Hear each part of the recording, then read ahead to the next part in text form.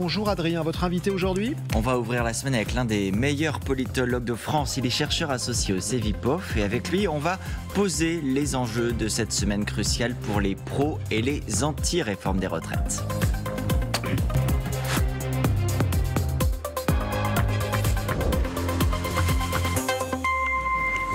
Bonjour Jérôme Jaffré. Bonjour. Merci beaucoup d'être là ce matin. 6e journée d'action donc, demain contre la réforme des retraites. Les syndicats appellent cette fois à mettre la France à l'arrêt. On a vu ce matin, trafic perturbé à attendre, déjà quelques opérations des transporteurs routiers, le secteur de l'énergie depuis vendredi. Ça a inspiré le ministre des Transports Clément Beaune hier, le commentaire suivant: ce sera l'une des journées les plus difficiles. Mais à votre avis, difficile pour qui? Pour les usagers ou pour le gouvernement?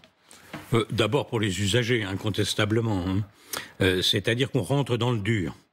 Jusqu'à présent, ce conflit social sur les retraites, il a été assez doux. Des manifestations et peu de gêne. Alors que l'habitude des conflits sociaux, c'est des manifestations, des grèves, des blocages, quelque chose de beaucoup plus dur. Et c'est ce qui doit caractériser un mouvement social. Il faut ces grèves, ces blocages, cette dureté pour que ça porte. Disons en tout cas que ça fait partie du scénario normal, habituel de ces mouvements, sans aller forcément jusqu'à la victoire pour ceux qui le font, mais c'est au moins une façon de porter la colère et le mécontentement de ceux qui sont hostiles au projet. Alors vous me posez la question, est-ce que c'est une semaine dure aussi pour le gouvernement? Oui, bien sûr, parce que le gouvernement, il n'a pas grand-chose à lâcher. Ou bien il abandonne tout, c'est-à-dire on retire la réforme, et ça paraît difficilement imaginable, mais sur le reste, les Français n'ont entendu finalement qu'une seule chose, c'est les 64 ans au lieu de 62 ans. Tout le reste, finalement, peu importe que vous améliorez un tout petit peu d'autres choses, on reste sur le cœur de la réforme. Mais alors, à quoi va servir cette journée? Est-ce que vous imaginez qu'il existe un scénario où le gouvernement dise « je recule demain » Non, posez la question. Dans l'immédiat, c'est exclu. Vous savez, retirer un projet pareil, c'est extrêmement évidemment difficile et peu probable. Même les acteurs qui mènent la lutte, je crois, pensent que ce sera très très difficile. Il faut deux conditions en vérité pour qu'on retire un projet de cette ampleur. La première, c'est que l'exécutif se divise. C'est-à-dire que le président de la République lâche à un moment donné son Premier ministre et le gouvernement. C'est ce qu'a fait à plusieurs reprises Jacques Chirac, qui a abandonné Alain Juppé ou Dominique de Villepin en race campagne, si je puis dire, sur des projets de réforme, en leur donnant l'ordre, quand il était président de la République, de les retirer. Donc ça, c'est exclu, parce qu'Emmanuel Macron, c'est lui qui porte la réforme, et c'est lui qui, finalement, serait la principale victime politique d'un retrait. L'autre condition, c'est un embrasement général du pays. C'est-à-dire que la colère déborde des syndicats, déborde des transports publics, des organisations et syndicats qui ont l'habitude de mener la lutte pour aller, si vous voulez, sur le pays tout entier. D'où l'intérêt pour Mélenchon d'essayer de pousser la jeunesse dans la rue, d'où le fait de savoir est-ce qu'on va avoir une résurgence gilet jaune, est-ce que le privé va se mettre en mouvement. C'est ça qu'il faut surveiller dans les prochains jours. Le vocabulaire joue un rôle, parce que on a entendu par exemple la branche chimie de la CGT dire il faut mettre à genoux l'économie française. On a bien vu que Philippe Martinez était embarrassé par la formule. La sémantique, l'objectif réel, ça compte en réalité dans ce débat. Bien sûr, et c'est des formules tellement excessives. Alors, Pascal Perry, il y a un instant, le soulignait, il y a le congrès de la CGT qui se profile, et donc une lutte entre différentes fédérations, Fédération Énergie, Fédération Chimie de la CGT sont en pointe, et pour éviter, je dirais, une CGT qui se réformise et qui se tourne vers les questions environnementales, sociétales, et qui oublie la force du social. Et vous êtes convaincu aussi que ça joue un rôle dans ce conflit, qu'il y a les luttes internes à la CGT et la compétition aussi. Vous faisiez allusion à Jean-Luc Mélenchon. On voit bien qu'il y a une compétition entre syndicats et partis politiques pour savoir qui incarnera le premier opposant, en fait. Vous avez tout à fait raison. Il y a plusieurs bras de fer dans cette bataille qui a lieu. Un des bras de fer, c'est un bras de fer entre les durs et les réformistes. Entre les syndicats et les partis, vous le soulignez très justement. Il y a même des bras de fer à l'intérieur de la gauche, On l'a vu à l'Assemblée nationale, entre la France insoumise et le reste de la NUPES, avec des dissensions sur la stratégie. Il y a toute une série de bras de fer qui ont lieu. Alors la question, c'est effectivement l'appel de Mélenchon à la jeunesse, il faut tout bloquer. Et le risque, moi je dirais, cette semaine, c'est une semaine Mélenchon aussi. Est-ce qu'il va y avoir le mouvement qu'espère Jean-Luc Mélenchon et qu'il appelle? Parce que Mélenchon, dans cette affaire, ce qu'il joue, c'est la domination sur le reste de la gauche. C'est le fait que la lutte vient des luttes, elle se fait à partir de la rue et des luttes sociales, pas sur le Parlement. C'est pas là où ça se joue. Il faut que ce soit un débord de la lutte sociale à partir de la rue, une insurrection citoyenne, dit Jean-Luc Mélenchon, qui bouleverse tout. Si, au bout de la semaine, vous avez finalement, après effectivement des jours difficiles, dans les transports en particulier, mais les jeunes ne sont pas sortis massivement pour bloquer les lycées et les universités. Comme le demande le député La France Insoumise Louis Boyard, qui a lancé sur le réseau social TikTok un blocus challenge. Bloquez votre lycée ou votre fac et envoyez les meilleures photos, vous aurez droit à une visite de l'Assemblée. Ça a d'ailleurs fait réagir Yael Braun-Pivet. Vous dites si ça échoue, en fait, ce serait une défaite de la France Insoumise. Alors, en tout cas, ce sera le signe que la jeunesse ne bouge pas. Mélenchon, il a écrit sur son blog « Aucun pouvoir ne résiste à la jeunesse quand la jeunesse entre dans la lutte ». Eh bien, c'est la question. Or, sur les retraites, c'est évidemment extrêmement difficile de faire entrer les jeunes dans la lutte. Parce que la question des retraites n'est pas leur préoccupation principale. Donc on cherche d'autres thèmes qui puissent les mobiliser. Il y en a certainement plusieurs. On parle du service national universel en particulier. Mais est-ce que ça suffit? Est-ce que l'étincelle suffit pour mettre le feu à la plaine? Ça n'est pas évident. Le gouvernement s'est bien gardé de faire des annonces sur le SNU pour le moment, en se disant qu'il fallait peut-être prendre les sujets les uns après les autres. Vous disiez à l'instant, enfin il y a quelques instants, bon, le scénario où dès demain soir le gouvernement recule vous paraît exclu. Oui. Il y a quand même une question, c'est à quoi va ressembler la suite? Samedi, alors que le président était encore en Afrique, il a été interrogé à Kinshasa sur cette question des retraites. Il dit « je n'ai pas grand-chose de neuf à dire ». Tout n'est pas suspendu à une seule chose et tout ne doit pas l'être. Je crois que c'est la fin de la phrase qui est le plus important, c'est qu'il a envie que la suite du quinquennat ne soit pas suspendue à cette réforme des retraites. Il parle déjà réforme des institutions, écoles, santé, rapport au travail. Est-ce que la suite du quinquennat est conditionnée par la manière dont se passe cette semaine, Jérôme Jaffray? Alors, il y a déjà une chose extrêmement importante. Évidemment, pour Macron, cette réforme doit aboutir. Sinon, c'est son pouvoir politique qui diminue considérablement. Deuxième problème, est-ce que le Parlement votera avec le 49.3 ou par un vote où chaque député doit se prononcer? C'est très important parce que le 49.3 aboutit à la situation où le texte finalement n'est pas voté, puisque seule une motion de censure qui renverserait le gouvernement peut aboutir au rejet du texte. Mais c'est un scénario qui vous paraît possible? Vous pensez que le texte peut in fine passer par 49.3 sans vote? Alors, ce scénario est possible si le gouvernement a peur du rejet du texte, évidemment. Mais c'est un risque à courir et je pense que c'est la logique politique. La logique politique, c'est que l'Assemblée souveraine soit mise devant ses responsabilités et que chaque député doit voter le texte. À ce moment-là, il y a une expression du peuple par ses représentants qui s'est faite. Donc, la question du 49.3 est importante. Maintenant, vous avez raison, le macronisme, que devient-il après cette réforme? Et est-ce qu'il retrouve sa force originelle qu'il a perdu sur les retraites? Le projet de 2017, c'était 1 euro cotisé ouvre les mêmes droits pour tous. C'était un des éléments de la victoire d'Emmanuel Macron en 2017 qu'on a complètement perdu dans cette réforme des retraites. Donc, est-ce qu'il arrive à retrouver sur des sujets une force originelle? L'après-macronisme, derrière, est-ce qu'on reste sur un dépassement gauche-droite? Ou bien, au contraire, est-ce qu'on est de plus en plus vers la droite? Voilà des questions. Et vous pensez que ça se joue dès aujourd'hui, dès cette réforme des retraites, ou en réalité, le succès de cette réforme conditionne ensuite des débats qui viendront peut-être plus tard? Alors, le succès de cette réforme, succès au sens qu'Emmanuel Macron réussit à la faire voter avec Elisabeth Borne et qu'il y a un vote de l'Assemblée, ça c'est les deux conditions dites du succès. Et ensuite, il faut évidemment ouvrir une nouvelle voie. Alors, vous parliez réforme des institutions. Alors là, je dirais, il y a un vrai chantier et un faux chantier. Le faux chantier, c'est la grande réforme, la durée du mandat présidentiel, la transformation du Conseil constitutionnel, voilà, des choses comme ça, le rôle du Sénat par rapport à l'Assemblée.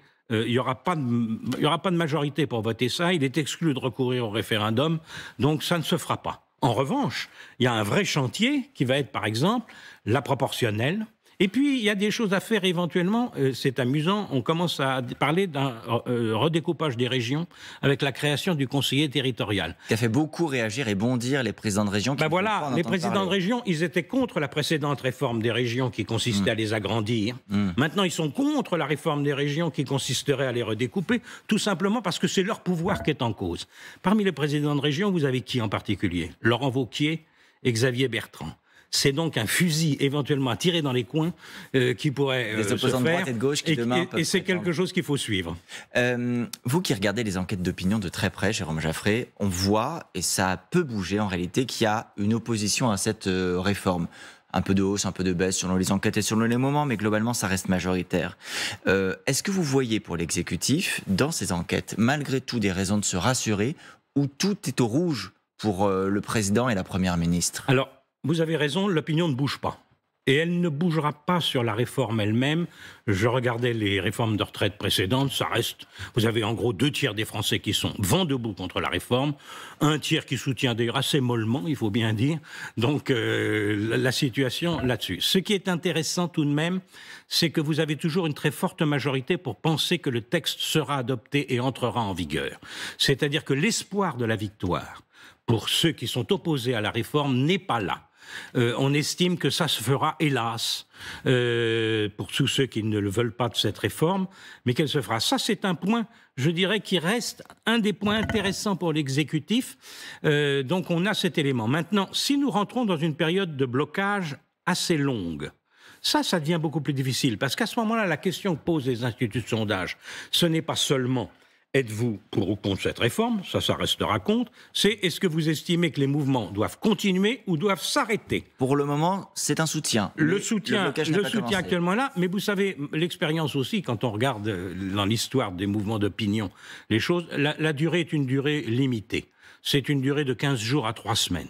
Au-delà de cette période, l'idée qu'on ne peut pas continuer éternellement à bloquer le pays et du coup à gêner beaucoup de gens, ça n'est pas possible. C'est pour ça que l'expression « la France à l'arrêt » ou « mettre l'économie à genoux » sont des non-sens du point de vue syndical. D'abord, la France à l'arrêt, ça n'est pas un mot d'ordre. Normalement, quand on mène la lutte, c'est la France en mouvement. C'est exactement l'inverse. Et quand vous dites aussi mettre l'économie à genoux, c'est tous les Français qui pâtiraient de cette situation. Ça ne passe pas. Au contraire, il s'agit de dire, c'est de préserver, c'est le principe des grèves, c'est préserver les outils de travail et gêner au minimum les gens tout en menant une lutte. La grève, elle est légitime, elle est constitutionnelle, elle est reconnue. Et on revient sur les sujets de clivage que vous évoquiez tout à l'heure. Il y a des stratégies différentes et des intérêts différents, y compris même au sein des syndicats. On a évoqué le président de la République, mais qu'en est-il de la première ministre et de son gouvernement? Est-ce que vous considérez que ça y est, elle peut se féliciter d'avoir passé le plus dur et donc d'avoir sauvé son siège à Matignon, que ses ministres peuvent espérer rester à leur poste, ou qu'en réalité, tout cela, ce sont des sujets qui sont encore ouverts?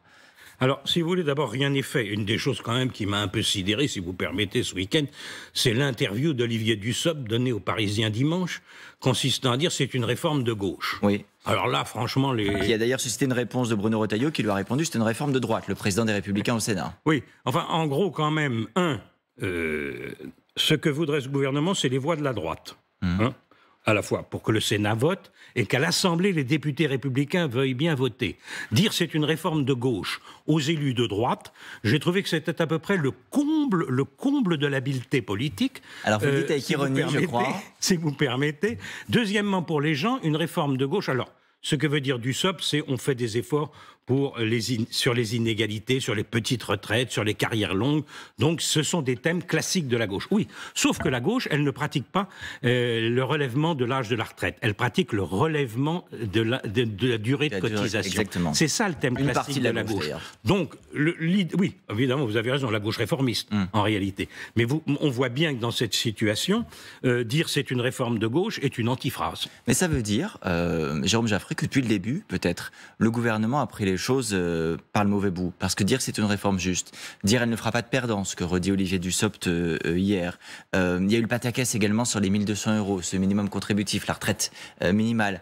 Il a manqué peut-être une vision, alors parfois on dit la stratégie de communication, mais peut-être même une vision politique, comme vous dites, de se dire à qui doit-on parler et de qui a-t-on besoin en réalité. Et de ce point de vue, je reviens à votre question précédente, ça met quand même un peu en cause Elisabeth Borne et la façon dont elle a géré les choses. C'est-à-dire qu'au fond, elle a voulu qu'une réforme dure, difficile pour les Français, on relève l'âge de la retraite de 2 ans. Ça, c'est de toute façon quelque chose que les Français ont en travers de la gorge dès le départ. Mais on le corrige par un certain nombre de choses. Mais comme la retraite, c'est le réceptacle de toutes les injustices de la vie, toutes.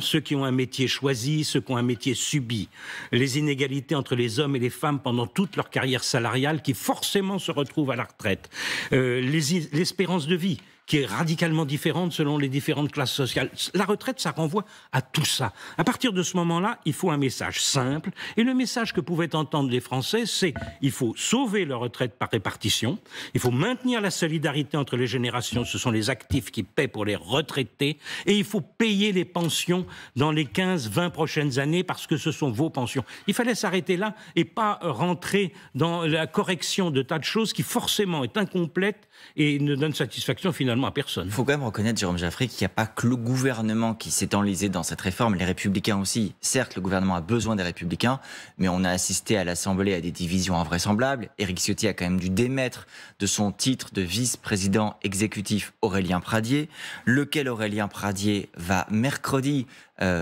inviter Laurent Berger à l'Assemblée nationale pour discuter, donc la droite qui se retrouve à discuter avec un syndicat, et qui se défend d'ailleurs, ils disent qu'il brouillerait les esprits, ce serait de voter la réforme les yeux fermés. Il est même allé chez nos confrères de France Inter la semaine dernière, à souligner que lui n'était pas un complice du gouvernement, sous-entendu mes camarades qui vont voter avec le gouvernement les yeux fermés, selon lui, sont eux les complices du gouvernement.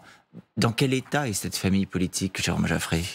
C'est sûr. D'abord, vous avez 2 choses, le Sénat et M. Pradié. Le Sénat, il donne la leçon à tout le monde.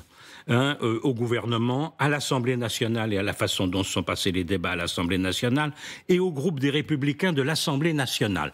Donc le Sénat adore donner des leçons, sauf quand il s'agit de toucher aux régimes spéciaux des sénateurs. Là, on n'aime pas trop donner la leçon. Il devrait le faire de votre point de vue chez cet insiste. C'est inévitable d'y toucher. À partir du moment où le Sénat vote la suppression des régimes spéciaux sur les retraites, on voit mal qu'il puisse ne rien faire pour le sien. Mais les sénateurs sont des gens très habiles, très forts, donc on peut leur faire confiance pour toucher à l'accessoire afin de préserver l'essentiel en la matière. Et puis, vous n'allez pas vous faire que des amis. Pradié, si vous voulez, là, il mène quand même un jeu de destruction de la famille des Républicains, avec ce que vous venez de dire, c'est-à-dire qu'au fond, mes collègues sont des complices du gouvernement. Recevoir Laurent Berger, ça c'est parfaitement normal. Tous les partis politiques, Laurent Berger va voir tous les partis politiques, sauf le Rassemblement national, et il accepte le dialogue. Mais souvent dans le cadre d'instances officielles, là c'est vrai que c'est l'initiative d'un député et de quelques-uns de ses amis. Et donc, au fond, la devise LR devient plus on est faible, plus on se divise. Et vous avez raison, c'est-à-dire que les Républicains, qui normalement devaient être les faiseurs de roi de cette réforme, se retrouvent dans une situation où c'est au bord de l'éclatement. D'ailleurs, ça fait dire à Éric Ciotti ce matin chez nos confrères du Figaro, qui est le président du parti, que d'ici l'été, il faudra, il emploie un mot anglais, un reset, un nouveau départ, un redémarrage, une remise à jour, on peut le traduire de plusieurs manières, pour sa famille politique. Est-ce que les Républicains ont, là, aujourd'hui, les conditions pour y parvenir ? Ou est-ce que vous leur prédisez plutôt la descente encore dans les mois à venir ? Je me garderai de prédiction à la matière, mais on voit bien que leur tâche est devenue de plus en plus difficile. Si vous voulez, là, il y a une attraction d'une partie des Républicains pour se dire que l'après-macronisme sera notre heure. Donc il faut récupérer cette partie macroniste de nos électeurs qui ont décidé de soutenir Macron à la présidentielle, mais qui sont toujours de droite en réalité. Et ça, c'est l'analyse politique qu'Éric Ciotti portait. Avec Laurent Wauquiez pour dire, voilà, nous préparons l'après-macronisme autour de nous. Et c'est là où Pradié, si vous voulez, modifie radicalement cette approche en les traitant de complices, de béquilles du gouvernement et autres amabilités. Puis il y a une petite partie LR qui considère que si Mme Le Pen doit arriver au pouvoir en 2027, il faudra bien qu'elle trouve des alliés et des ententes. Mais cette façon de voir les choses, elle aboutit en réalité à une quasi-disparition du mouvement des Républicains si les Républicains n'ont pas la force autonome pour exister par eux-mêmes. Je voudrais rebondir sur deux noms que vous venez de citer, Laurent Wauquiez et Marine Le Pen. Laurent Wauquiez, il a quand même brillé par son absence dans ce débat. On sait que philosophiquement, il est pour une réforme des retraites, pour un report de l'âge légal. C'est l'engagement historique des Républicains. Je pourrais dire à peu près la même chose de Édouard Philippe, qui a été moins absent, mais relativement discret malgré tout. Ils ont en point commun d'être de potentiels candidats pour 2027. Vous y faisiez allusion tout à l'heure en évoquant les présidents de région. Pourquoi sont-ils si muets? Est-ce qu'aujourd'hui, préserver ses intérêts en politique, c'est garder le silence? Alors, si vous voulez, pour les Républicains, parlons franchement, il y a une étape qui s'annonce redoutable, c'est les européennes de 2024. Où le risque des Républicains, la dernière fois, ils ont fait 8%, avec une liste conduite par M. Bellamy, c'est apparu comme un désastre. Aujourd'hui, ce sera un triomphe. Le risque des Républicains, c'est d'être en dessous des 5%, et en dessous de 5%, vous n'avez pas d'élu du tout au Parlement européen. Donc, attendre que ce désastre se soit produit pour ensuite rebâtir une force politique et que pour ceux qui aspirent à être candidats à la présidentielle, on se lance, c'est de bonne guerre. Mais ce silence pendant un débat aussi fondamental du pays contribue du coup à cet affaiblissement des Républicains et contribue du coup à construire un score qui pourrait être inférieur aux 5%. Et silence qui a aussi caractérisé Marine Le Pen et son parti dans cette séquence. Alors là, ça n'est pas le même jeu. Finalement, le Rassemblement national, il est à fond contre cette réforme, mais si cette réforme est adoptée, ça arrange Marine Le Pen en vue de 2027. Parce que ce qu'elle proposera aux Français, c'est d'abord de se venger d'une classe politique qui adopte cette réforme, première chose, et deuxièmement, de promettre qu'elle reviendra sur cette réforme.